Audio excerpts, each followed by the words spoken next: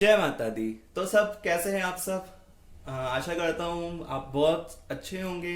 तो आज हम बात करने वाले हैं ये जो जवारे होते हैं माता रानी के। मैं आपको दिखाता हूँ।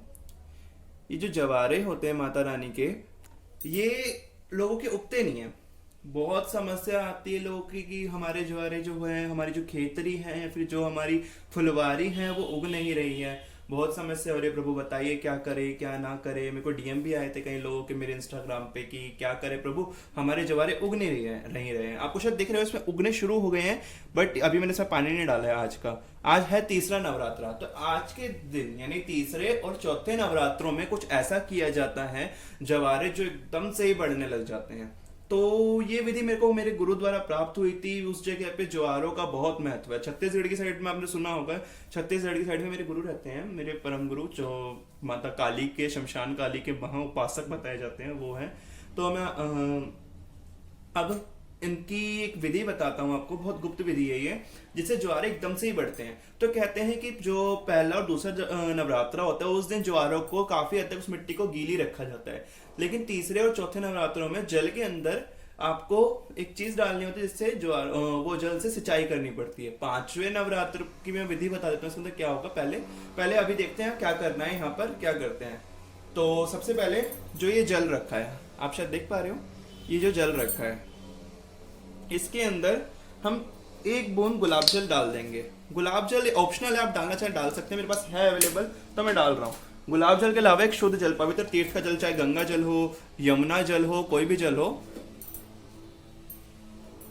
वो डाल सकते हैं।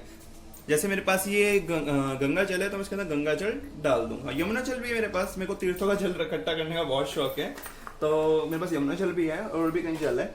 तो इसके अंदर मैंने गंगा जल डाल दिया। इसके अलावा अब इसके अंदर एक और चीज डलेगी, जिससे ज्वारों में एक तरीके से जो कीटाणु है वो मर जाएंगे, जो कि है हल्दी। आप इस जल के अंदर हल्दी डाल दीजिए। करीबन मैंने इसके अंदर 1.5 चम्मच हल्दी डाल दी है। इसके अलावा इसके अंदर मेहंदी, ये देख रहे होंगे आप, ये मेहंदी है, हाथों पे लगने वाली मेहंदी है। कहते हैं कि अगर आपके पास मेहंदी अवेलेबल ना हो, अगर मेहंदी अवेलेबल ना हो या फिर मेहंदी हो पाउडर वाली, आपको सबसे अच्छी बताई जाती है कि मेहंदी की गांठ। जो मेहंदी की गांठ होती है, मतलब मेहंदी की गांठ इन द सेंस कहूँ तो यहाँ पे गांठ बोलते हैं पर मेहंदी की जड़, जो मेहंदी का पेड़ होता है उसकी जड़ मिल जाए, उसकी कहीं टहनियाँ मिल जाए, उसके पत्ते मिल जाए। आप तो ये एक ढूंढ लीजिए, अगर आपको मेहंदी की जड़ मिल जाती है, जड़ मिल जाए और मेहंदी के पत्ते मिल जाए, तो उन्हें किसी चीज में लगे कूट कर इसके अंदर डाल दीजिए, इस जल के अंदर हल्दी के साथ। जो ये जल है इसके अंदर आप डाल दीजिए हल्दी के साथ। तो मैंने तो अभी यहाँ पर इसके अंदर, मुझे यहाँ पे शहर वाला इलाका है ये वाला, तो यहाँ पे मुझे मेहंदी की जड़ नहीं मिल सकती है। तो मेहंदी की जड़ भी नहीं मिल पाएगी, नहीं मेहंदी के पेड़ पत्ते मिल पाएंगे, तो इसे ढूंढना भी जाना, नवरात्र के वक्त घर को अकेला छोड़ना भी ठीक नहीं है। तो इसलिए मैंने इसके अंदर पैकेट वाली मेहंदी में पहले ही ले आया था, तो मैंने पैकेट वाली मेहंदी इसके अंदर डाल दूंगा। तो मैं इसके अंदर करीबन 3 टीस्पून डालने वाला हूँ। मेरे पास पीतल की चम्मच है, अब देख लीजिए। ये एक, ये 2, ये 3। अब पहले दूसरे नवरात्र में तो आपने क्या किया कि आपने जवारों को गीला गीला रखा, लेकिन अब जवारों को बस इतना रखना है कि जवारे उग सके। अब जवारों को आप गीला ना करिएगा, क्योंकि जवारों को अब इसके अंदर पकड़ चाहिए होगी जड़ में मिट्टी की। तो आप इसके अंदर मिट्टी को गीला कर देंगे तो जवारे पकड़ नहीं बना पाएंगे, तो वो उग भी नहीं पाएंगे। तो अब मैंने इसके अंदर हल्दी और मेहंदी डाल दिया। मैं इसे चम्मच से हिलाकर मिला दूंगा सबको। वैसे तो ये आप एक रात पहले कर दीजिए, बहुत अच्छा हो जाता है पानी, जिससे मेहंदी का रंग भी पानी के अंदर काफी गाढ़ा हो जाता है, उससे वो काफी ज्यादा औषधीय गुणों वाला भी जल हो जाता है। इससे आप देखेंगे कि बहुत जल्दी, जो कहते हैं, आपके ज्वारों में इंस्टेंट असर दिखेगा आपको। अब हमने इसके अंदर ही ज्वारों के जो जल के अंदर मेहंदी और हल्दी अच्छे से घोल दिया है। आप देख सकते हैं एकदम एक नॉर्मल कंसिस्टेंसी आ गई है। अब इस जल से अब हम सिंचाई करेंगे इसकी। मैंने पहले ही बताया कि आपको जल ऐसे डायरेक्ट कभी नहीं डालना है, हमेशा जल अपने हाथ पे लेकर ऐसे करके डालना है इसके अंदर, क्योंकि बौछार बन के जाए। तो सबसे पहले ओम ऐं ह्रीं क्लीं चामुंडाय विच्चे, ओम ऐं ह्रीं क्लीं चामुंडाय विच्चे, इस मंत्र का उच्चारण करते हुए इसकी सिंचाई करिए आप। आप देखिएगा चमत्कारिक गुण आएंगे इसके अंदर, जिससे आपके जवारे बहुत जल्दी उगेंगे। हल्दी आप ध्यान रखिएगा कि आप हल्दी जो ले रहे हैं उसके अंदर लाल मिर्च इत्यादि कुछ मिक्स ना हो, क्योंकि फिर जवारों को नुकसान दे सकते हैं। कहते हैं ये माता की नन्ही नन्ही संतानें होती है जिसपे माता जिसके साथ आती है, तो इन संतानों की तरह इनका ध्यान रखा जाता है। इसके अलावा एक और विधि बताता हूँ आपको। थोड़ा इसमें जल ऊपर से ज्यादा लग रहा होगा आपको, लेकिन है नहीं इतना, एकदम नॉर्मल है। ये जल आपको कल मतलब कि तीसरा नवरात्र और चौथे नवरात्र को डालना है। अगर नवरात्र घटता है तो आपको ये सिर्फ 1.5 दिन डालना है, मतलब कि 2 नवरात्रे, 1.5 नवरात्र, यानी कि तीसरा नवरात्र अगर घट रहा है तो चौथे नवरात्रे और दूसरे नवरात्र का आधा दिन। अगर चौथा नवरात्र घट रहा है तो कहते हैं कि तीसरा नवरात्र और 5वें नवरात्र का सुबह का वक्त, तो ये 3 समय डाल देना। परंतु अगर दोनों नवरात्र सारे सही है तो चौथा और तीसरे दिन ये जल अवश्य डालिएगा। अब मैं आपको बताता हूँ कि आपको आगे करना क्या है। कहा जाता है कि जो ये जवारे होते हैं दर्शन देते हैं 5वें नवरात्र को। ये जो माता की छोटी छोटी संतानें हैं, प्रकृति है, ये प्रकृति रूपा है, प्रकृति माता की संतान है, छोटी छोटी कन्या रूपिणी देवी साक्षात आदि शक्ति जगदम्बा है। तो इसके अंदर कहा जाता है कि जब ये दर्शन देती है तो 5वां नवरात्र होता है, तो 5वें नवरात्र को चढ़ता है माता रानी को श्रृंगार। तो इस दिन आपको क्या करना है, इस दिन आपको यहाँ पर रोली से श्रृंगार करना है। आपको चावल रंगने हैं, चावल रंगने के लिए आप पीले और लाल चावल रंगिए, उससे यहाँ पे सुंदर सुंदर रंगोली टाइप की चीज बनाइए। इसके अलावा इसके ऊपर हल्दी छिड़किए, इसके ऊपर झंडे लगाइए, लाल सफेद काले 3 रंग के झंडे लगते हैं। अगर आपके पास अवेलेबल हो तो आप लगा दीजिए, अदरवाइज कोई बात नहीं।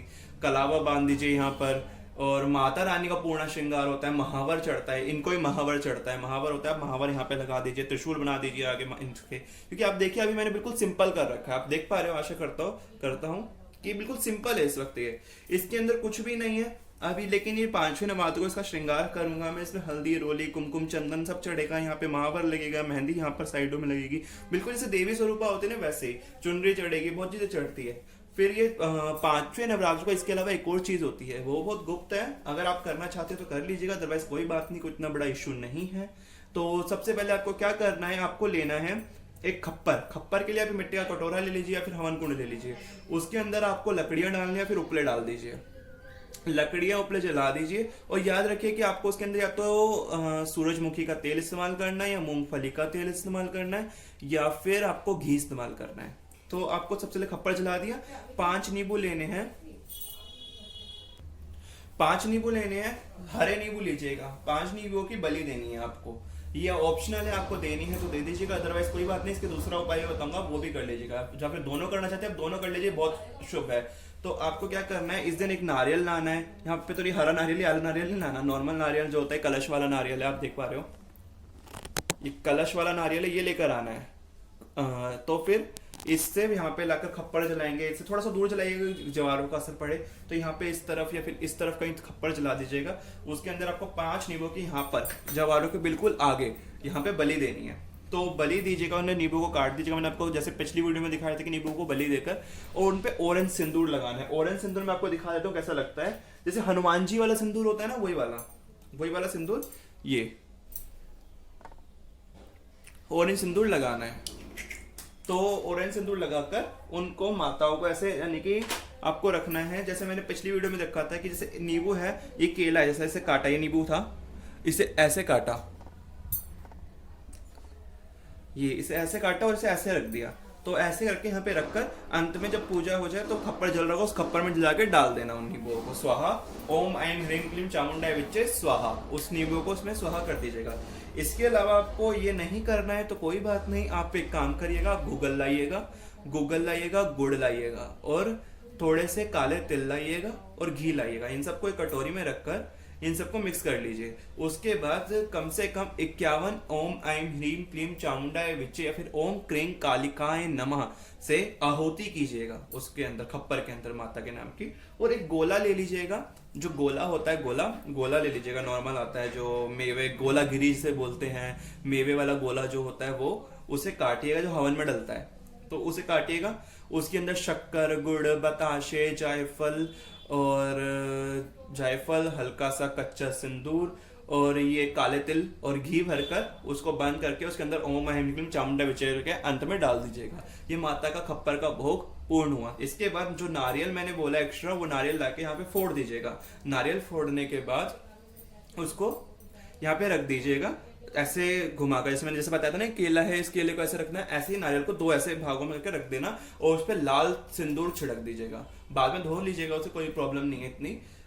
ये सब एक विधि है पांचवें नवरात्र की, बहुत ज्यादा मेन होता है पांचवा नवरात्र, जिस दिन माता रानी को पूरा श्रृंगार चढ़ता है, भोग चढ़ता है।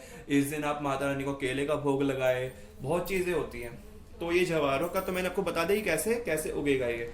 अब ये सब है माता रानी का, आप श्रृंगार देख लीजिए।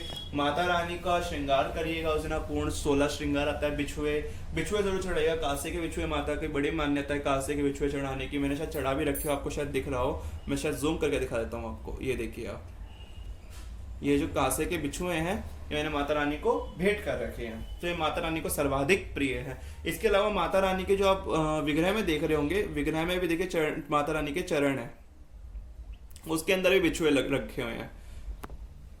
माता को बिछुए चढ़ाने का सर्वाधिक महत्व है।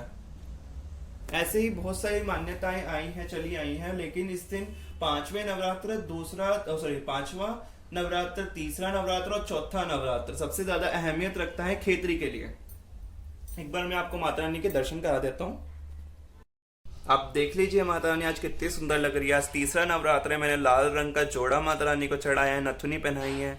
माता रानी चंद्र घंटा माता का दिवस है आज, और नारियल भेंट किया है मैंने, माता का प्रिय है। और आज आज के दिन माता को दूध का भोग लगता है, तो मैंने आज माता को दूध से स्नान भी कराया और माता को दूध का भोग भी लगाऊंगा संध्या में। और ये देखिए जवारे, कुछ कुछ जवारे अब खिलने लग गए हैं, इसमें आप देख पा रहे हो अच्छे से कि कुछ कुछ जवारे खिलने लग गए हैं, और ये जवारे आज शाम या कल सुबह तक निकल आएंगे बाहर। तो अभी तो ये मिट्टी फोड़ फोड़ कर काफ़ी सारे निकलेंगे। अभी तो आपको शायद जो 10वां नवरात्र आता है, यानी 10वीं रात्रि आएगी नवरात्रों की, दशहरा की रात्रि आएगी, उस दिन आपको स्पष्ट रूप से दिख पाएंगे। ये जल है, इस जल को इस जल को कभी भी डालने से पहले एक बार ज़रूर चम्मच से हिला लीजिएगा, जैसे कि ऐसे, क्योंकि सारी मेहंदी और हल्दी नीचे बैठ जाती है, ऐसा ज़रूर कर लीजिएगा। ये विधान है आपको नवरात्र के जवारे उगाने का, बहुत स्पष्ट, बहुत गुप्त मैंने आपसे ये शेयर किया। आशा करता हूँ आपको वीडियो पसंद आएगी। अब जो भी परेशान है उसको ज़रूर शेयर की जाए, जिनके जवारे नहीं उगते, जिनको समस्याएं होती रहती हैं। तो जय माता दी। आपको वीडियो पसंद आए तो कमेंट ज़रूर कीजिएगा, मुझे बताइएगा क्या कमी है और क्या चीज़ इसमें आपको अच्छी लगी। जय माता दी।